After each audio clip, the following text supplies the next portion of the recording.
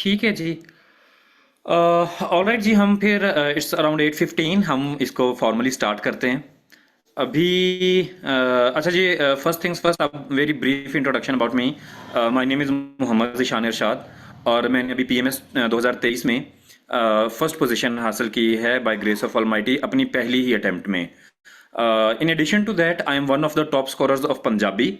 पंजाबी जो है वो एक बहुत ही खूबसूरत ज़ुबान है और बहुत आसान ज़ुबान है। मैं ऑनेस्टली आपको बताऊं, लोगों ने बहुत ज़्यादा मिथ्स बनाए हुए हैं इसके गिर्द।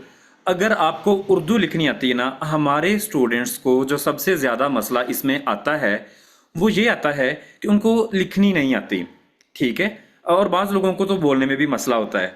लेकिन डोंट वरी, एग्ज़ाम आपका बोल के नहीं होगा, आपका एग्ज़ाम लिख के ही होगा। अगर एक कैंडिडेट इसको लिख लेता है उर्दू को, तो वो पंजाबी भी लिख सकता है। हमारी आज तो हमारी डेमो क्लास है, इसके बाद हमारी जो फर्स्ट क्लास होती है यूजुअली हम उसमें ये करते हैं।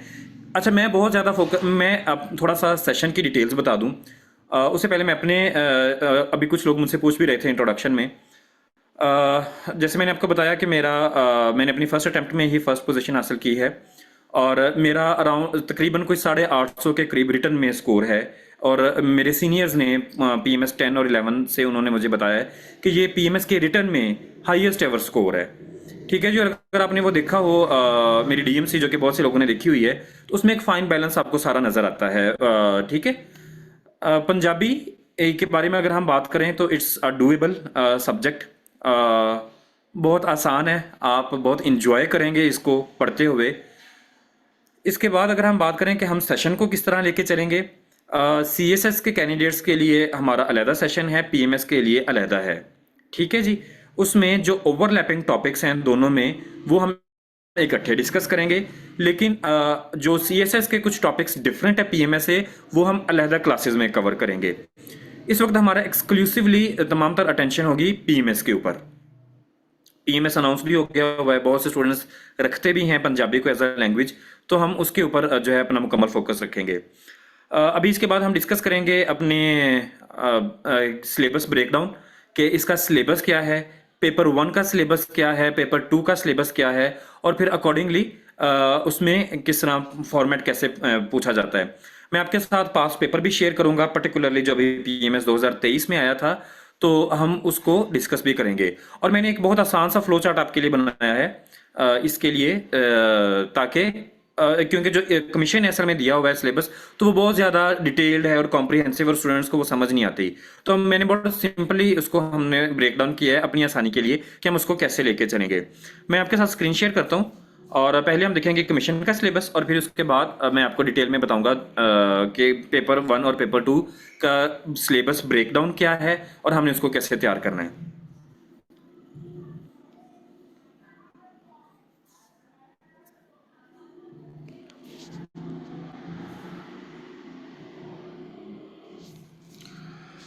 ऑलराइट जी, ये है जी जो कमीशन की तरफ से दिया गया है सिलेबस। इसमें अगर आप देखें तो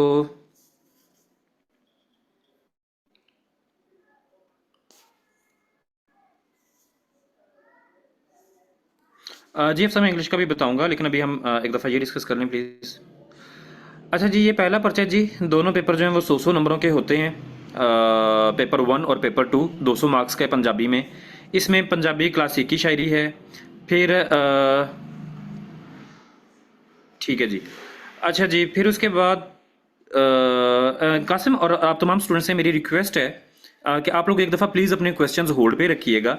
हम तमाम सिलेबस से एक दफ़ा इसके ब्रेकडाउन से हम एक दफ़ा गुजर लें, तो I will take your questions at the end and I am here. जब तक आपके क्वेश्चंस एड्रेस नहीं हो जाते, तो तब तक जो है वो आई एम हेयर। ठीक है जी। अच्छा, अगर हम इसकी बात करें जी, ये कमीशन की तरफ से दिया गया सिलेबस है।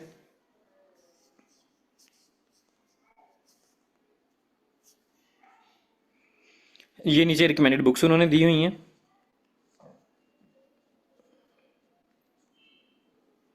ये जी दूसरा पेपर उनकी तरफ से, ये इसकी सारी डिटेल लिखी हुई है। ये आपने कैसे ये इसका देख लीजिएगा आप। ठीक है। और उसके बाद ये है जी लास्ट ईयर का पेपर। इस तरह पेपर आता है।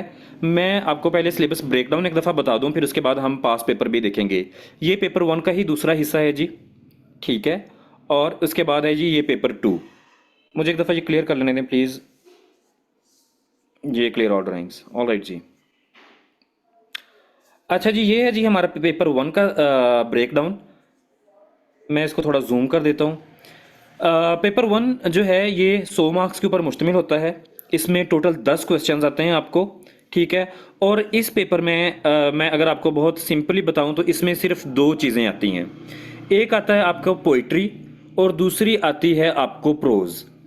पोइट्री आती है 60 मार्क्स की और प्रोज आती है 40 मार्क्स की। इसको मजीद दो हिस्सों में डिवाइड किया जा सकता है, दोनों पार्ट्स को अलग-अलग, पोइट्री को भी और प्रोज को भी।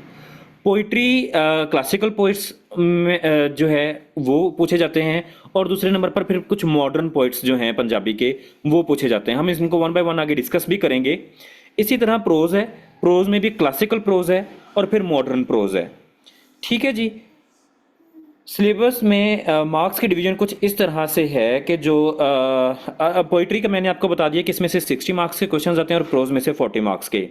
इसी तरह ये इक्वली डिवाइडेड है कि क्लासिकल पोइट्स में से 30 मार्क्स के क्वेश्चन आते हैं और मॉडर्न पोइट्स में से भी 30 मार्क्स के क्वेश्चन आते हैं। सेम गोज फॉर प्रोज, उसमें टोटल 40 नंबर का पूछा जाता है पेपर, और क्लासिकल प्रोज 10 नंबरों के ऊपर मुश्तमिल है, और जो मॉडर्न प्रोज है उसमें से 30 नंबरों के सवाल पूछे जाते हैं।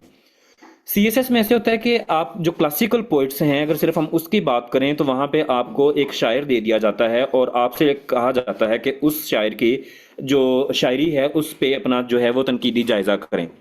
लेकिन पीएमएस में ऐसे होता है कि आपको शेर दे दिया जाता है और उसकी तशरीह आती है, ठीक है जी। ये 20 नंबर की तशरीह होती है। इसमें 2 इशार दिए जाते हैं आपको, आपने उनमें से किसी एक शेर की तशरीह करनी होती है। फिर उसके बाद 10 नंबर के एमसीक्यूज आते हैं इसमें, वो बेसिकली शॉर्ट क्वेश्चंस होते हैं, ठीक है, जिसका आपने 1 वर्ड आंसर लिखना होता है। तो आपके 20 मार्क्स की तशरीह और 10 मार्क्स के शॉर्ट क्वेश्चंस, इस तरह से आपका क्लासिकल पोइट्स का 30 नंबर का पेपर पूरा हो जाता है। फिर हम बात अगर करते हैं उसकी मॉडर्न प्रोज की, तो इसमें आपके पास 7 शायर दियों में इन्होंने और उसमें से आपको 2 शायरों के ऊपर फुल नोट आता है लिखने के लिए। टोटल 4 सवाल उन्होंने दिए होते हैं, 4 शोरा कराम, उनमें से 15 नंबर का एक नोट होता है और 2 जो है उनके ऊपर 15-15, इस तरह 30 नंबर ये पूरे हो जाते हैं, ठीक है जी। फिर इसके बाद आ जाता है प्रोज। प्रोज में 2 ही हैं, क्लासिकल और मॉडर्न। क्लासिकल में से एक 10 नंबर का सवाल पूछा जाता है आपसे, और बाज़ औक़ात वो ये करता है कि क्वेश्चन नंबर 7 को कंपलसरी कर देता है आपके लिए कि इसमें आपके पास चॉइस नहीं है, ये सवाल आपने लाजमी अटैम्प्ट करना है। तो इसलिए क्लासिकल प्रोज को बहुत अच्छे तरीके से तैयार करें। And then comes the modern prose, उसमें टोटल 30 नंबर का सवाल मार्क्स के सवाल पूछे जाते हैं, 3 सवाल आपसे पूछे जाते हैं, उनमें से 2 आपने करने होते हैं, एक सवाल की आपके पास चॉइस होती है। एक सवाल 15 नंबर के ऊपर मुश्तमिल होता है, और इस तरह आपके पास यहाँ पे भी 30 मार्क्स का जो है वो कवर हो जाता है।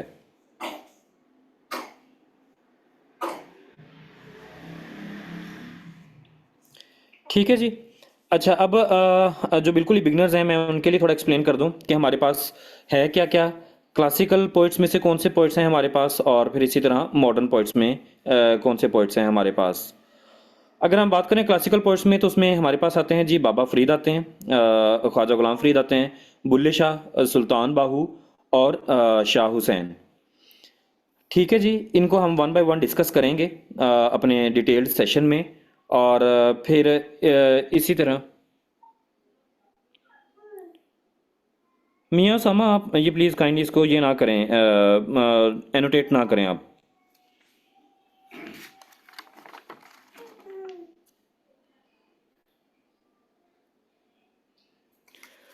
ठीक है जी। अच्छा, इसमें सबसे पहले हमने जो शायर डिस्कस करना है वो है हमारे पास जी बाबा फरीद, और ये पहले पंजाबी के पहले सूफ़ी शायर हैं जिन्होंने पंजाबी को एज इसमें सबसे पहले सूफ़ी पोइट्री की थी, ठीक है।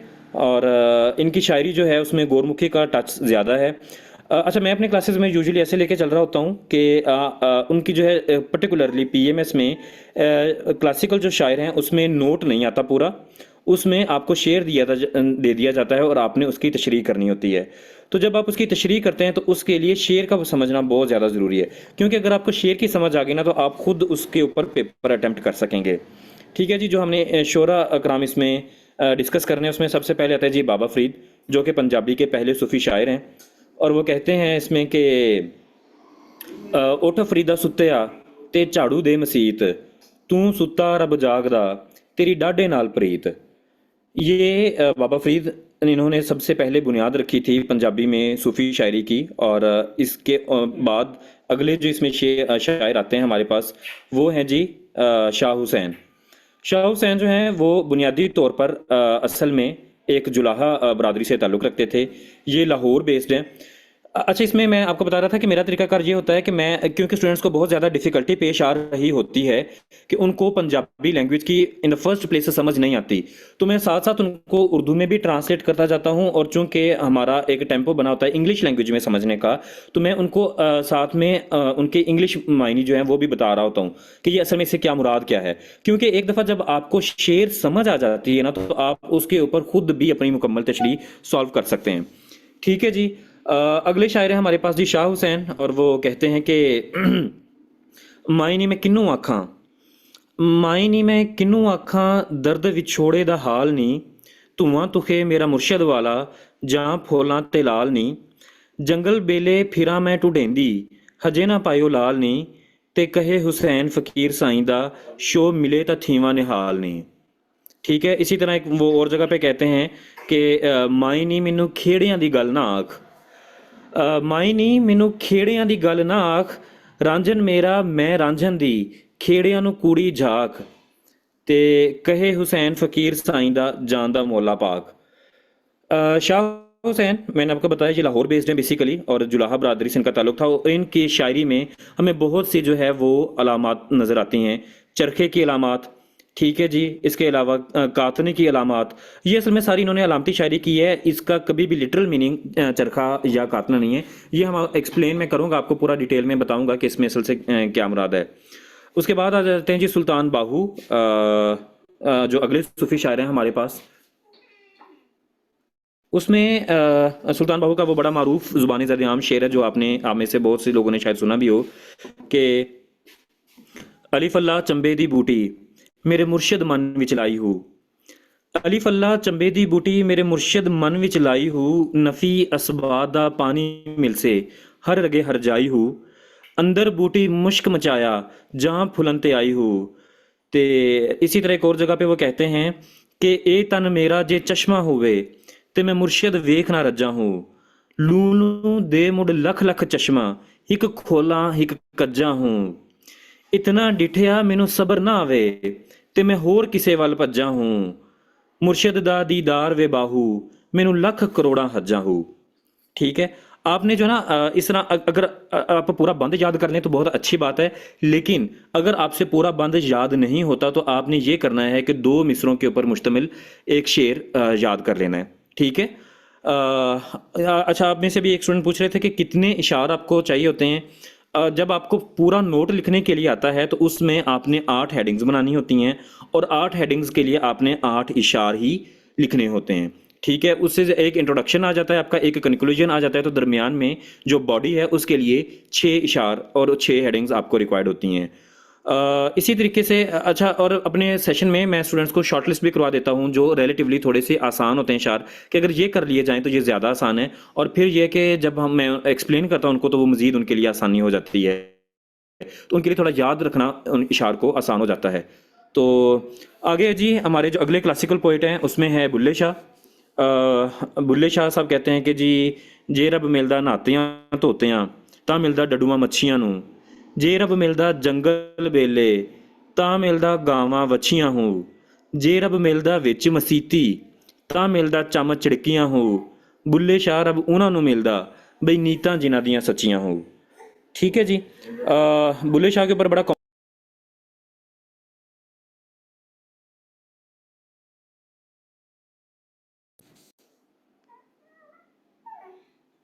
बुल्ले शाह के ऊपर बड़ा कॉम्प्रिहेंसिव सवाल पूछा जाता है जी। तो मुझे एक काइंडली एक दफ़ा बता दीजिएगा कि अभी तक audio am I audible to you?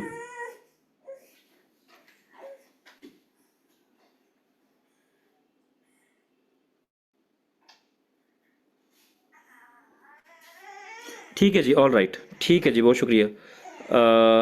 All right जी, हम कंटिन्यू करते हैं। ये तो हो गए जी हमारे तमाम के तमाम क्लासिकल पोइट्स। अब हम अगले टॉपिक्स पे आते हैं, जो कि दूसरा है जी 30 नंबर का, वो है मॉडर्न पोइट्स। मॉडर्न पोइट्स में हमारे पास 7 पोइट्स हैं जिनको हमने डिस्कस करना है। इसमें आ जाते हैं जी शरीफ कुंजाही, फिर आ जाते हैं मुनीर नियाज़ी, बाकी सिद्दीकी, नजम हुसैन सैयद, फ़कीर मोहम्मद फ़कीर, मुश्ताक सूफ़ी और शहजाद कैसर। अच्छा, आपने ना ये 7 नहीं करने, मैं आपको ये बाद में शॉर्ट लिस्ट भी करवा दूंगा कि असल में पीएमएस के पेपर में आपको काफ़ी ज़्यादा चॉइस भी दी जाती है। अगर आप थोड़ा सा स्मार्ट वर्क करें और एग्जामिनर का ये देखें कि उसका फोकस किसके ऊपर है, तो आप इजीली जो है वो चॉइस में कुछ चीज़ें छोड़ के भी जो है वो आप कर सकते हैं इजीली इस एग्ज़ाम को। पर्टिकुलरली अगर हम ये इस मॉडर्न पोइट्स की बात करें तो इसमें हम सिर्फ अगर 4 शोरा करामी करें तो उनसे भी आपका पेपर इजीली कवर हो जाता है। शायर हैं कौन कौन से, ये मैं आपको बता देता हूँ। इसमें सबसे पहले आ जाते हैं जी शरीफ कुंजाही, जिन्होंने अपनी किताब लिखी है जी जगराते। ठीक है, और वो कहते हैं कि जी दूर किते गजदे ने जेड़े आ वसन जद वेड़े की होए दा की बने दा ਮੌਲਾ ਖੈਰ ਗੁਜ਼ਾਰੇ ਰੱਬ ਜਿਨ੍ਹਾਂ ਨੂੰ ਸਭ ਨੂੰ ਚੰਗਾ ਸਭ ਨੂੰ ਸੋਨਾ ਆਪੋ ਆਖ ਪੁਕਾरे कि ये आपस दे विच ही लड़ के मर जाते सारे मौला खैर गुजारे। इनका बेसिक प्रेमिस है, असल में ये पीस लवर हैं, ये जो है जंगों के खिलाफ हैं, तो इनका सारा का सारा जो थीसिस है वो जंगों के ऊपर मबनी है। ठीक है, मॉडर्न पोइट्स का क्लासिकल पोइट्स से जो उनका बेसिक सब्जेक्ट मैटर है जिसके ऊपर वो बात करते हैं वो इंटायरली डिफरेंट है क्लासिकल पोइट्स से। क्लासिकल पोइट्स का जहाँ पे ज़्यादा फोकस था हकूक़ अल्लाह पे, ठीक है, और हकूक़ुल इबाद पे कि इंसान की दूसरे इंसानों के साथ कैसे अच्छे सलूक से हम जो है वो अल्लाह ताला तक पहुँच सकते हैं। और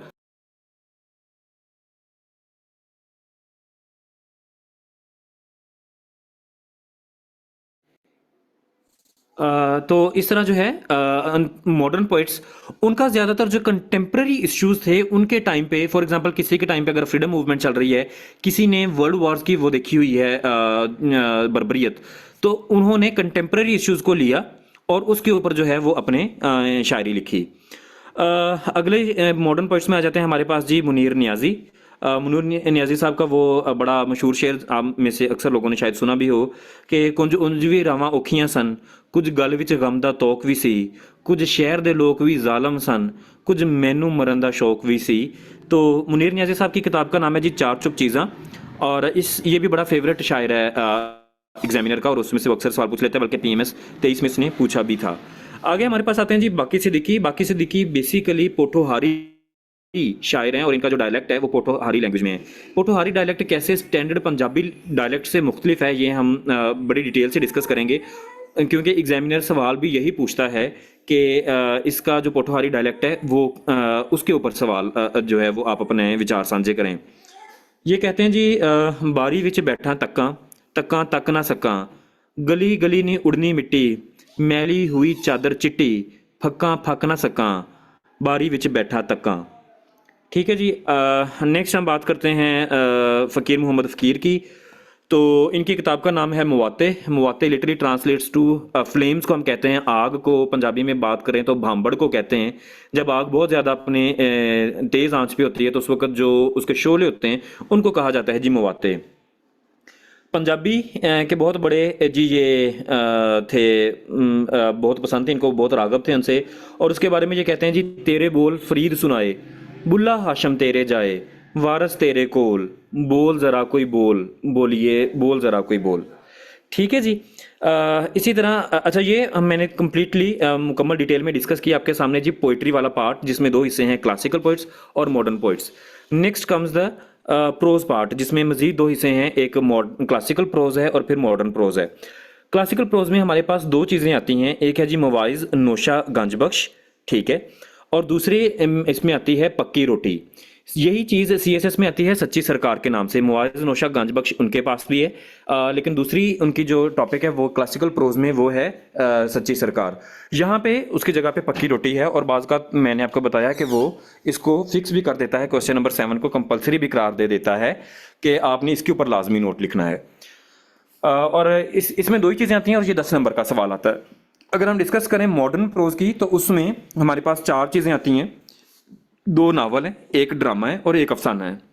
दो नावल जो हमारे पास वो हैं जी काला पत्तन, दूसरा है जी टाली दे थल्ले, तीसरा है जी टामा टामा तारा, और नेक्स्ट कम्स द नूरी जो कि अनवर अली ने लिखी है।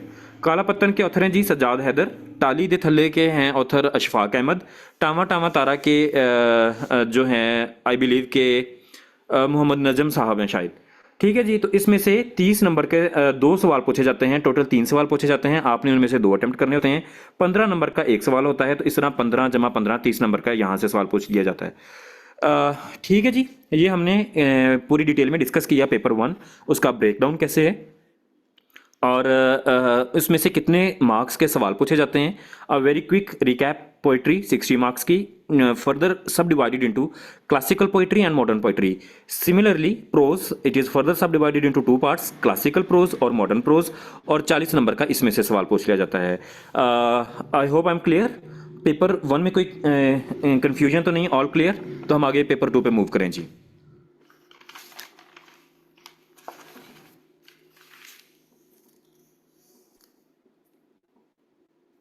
ऑलराइट जी, पेपर 2 की हम बात करते हैं अब। ये है जी पेपर 2, थोड़ा सा एक्सटेंसिव है लेकिन आपने परेशानी होना, हम इसको 1 बाय 1।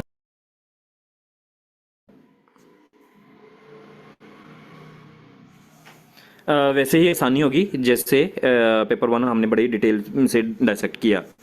पेपर 2 भी 100 मार्क्स का है और इसमें 7 क्वेश्चंस आते हैं। आपको उनमें से 7 क्वेश्चंस में टोटल 7 क्वेश्चंस हैं, उसमें से 6 में से उनमें से 6 सवालों में आपको चॉइस दी जाती है। ठीक है, सिर्फ एक क्वेश्चन है जिसमें चॉइस नहीं दी जाती और वो है इंग्लिश ट्रांसलेशन। आपको एक पैराग्राफ दे दिया जाता है इंग्लिश में, आपने उसकी पंजाबी में ट्रांसलेशन करनी होती है। 5 नंबर का ये सवाल होता है, वो ऑब्वियसली एक फिक्स्ड पैरा ही आता है तो उसमें चॉइस नहीं होती। अदरवाइज इसके जो बाकी 6 क्वेश्चन हैं उनमें हर एक पार्ट में आपको चॉइस दी जाती है और आपने 2-2 सवाल दिए जाते हैं, उनमें से कोई एक सवाल करना होता है। इसमें जो सबसे पहला टॉपिक है जी हमारे पास वो है पंजाबी जुबान की अदब, पंजाबी जुबान और अदब की तारीख। इसको अगर हम फर्दर सब डिवाइड करें तो ये पंजाबी जुबान की तारीख, पंजाबी एज अ लैंग्वेज, उसकी हिस्टोरिकल एवोल्यूशन अलहदा पूछी जाती है, और पंजाबी अदब जो है, लिटरेचर है जो पंजाबी का, उसकी हिस्टोरिकल एवोल्यूशन अलहदा पूछी जाती है। ठीक है जी, इसमें जो मेन टॉपिक्स हैं हमने कवर करने हैं वो ये है कि पंजाबी बोली दा पछोकड़, ठीक है, यानी कि उसका बैकग्राउंड क्या है, उसकी हिस्टोरिकल एवोल्यूशन क्या है, और कैसे Punjabi language over the time different phases से गुजरते हुए आज इस जो मॉडर्न डायलेक्ट में हमारे पास मौजूद है, तो इसके पीछे पूरी एक जो हिस्ट्री है वो क्या है। ठीक है जी, दूसरे इसमें मेन टॉपिक हम डिस्कस करते हैं कि पंजाबी जुबान के उत्ते दूसरियां जुबानों का की असर होया ने। ठीक है, असल में कोई भी लैंग्वेज जो है वो प्योर नहीं होती, वो जो उसके दौर में दीगर ज़बानें होती हैं उनसे इन्फ्लुएंस हो भी रही होती है और इनको इन्फ्लुएंस कर भी रही होती है। तो इसमें हम वो इन तमाम अल्फाज भी डिस्कस करेंगे कि जो पंजाबी ने दूसरे लैंग्वेज से बोरो किए हैं। ये है पंजाबी का दूसरी ज़ुबानों पर असर, कि कैसे ज़ुबान मॉडिफाई होती गई, उनके इम्पैक्ट्स क्या थे। And then comes the third part, that is तनकीद तहकीक। ये क्रिटिक का पार्ट है, ये स्टूडेंट्स को अक्सर औकात मुश्किल लगता है, बल्कि ज़्यादातर स्टूडेंट्स को ये ज़्यादा मुश्किल ही लगता है। इसमें पंजाबी की जो अदब की तारीख है उसमें तनकीद व तहकीक का जो हिस्सा है वो सारा डिटेल में डिस्कस किया जाता है। तो इसमें वो चॉइस कुछ इस तरीके से देता है कि ए पंजाबी ज़ुबान की हिस्टोरिकल एवोल्यूशन पे एक सवाल पूछ लेता है, या फिर पंजाबी अदब की हिस्टोरिकल एवोल्यूशन में से कोई एक सवाल पूछ लेता है। इसमें से 20 नंबर का सवाल पूछा जाता है। आगे नेक्स्ट अगर हम बात करें तो लोक अदब है। लोक अदब में 3 चीज़ें आती हैं, लोक गीत, लोक कहानी।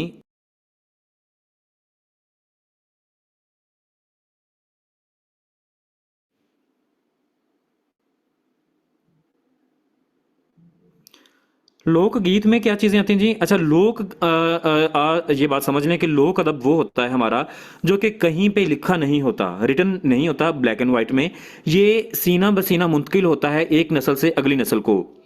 आपने अक्सर बचपन में कहानियां सुनी होंगी, हमारी दादी नानी हम तमाम बच्चों को कहानियां सुनाया करती थीं। तो वो जो ट्रांसफ़र हुआ है इस तरह, आपने देखा होगा वो कहीं पे लिखा नहीं गया है सच, ठीक है, वो कहीं पे डॉक्यूमेंट्री एविडेंस उसका नहीं है। लेकिन अगर आप देखें मुख्तलिफ इज़्ला में और मुख्तलिफ इलाक़ाजात में वो कहानियाँ जो हैं और वो जो किस्से हैं वो सारे तकरीबन सेम ही हैं। तो ये लोगों ने जो सीना बसीना मुंतकिल होता रहा एक नस्ल से दूसरी नस्ल तक, इसको कहा जाता है लोक अदब। इसमें मज़ीद 3 चीज़ें आती हैं, लोकगीत, लोक कहानी और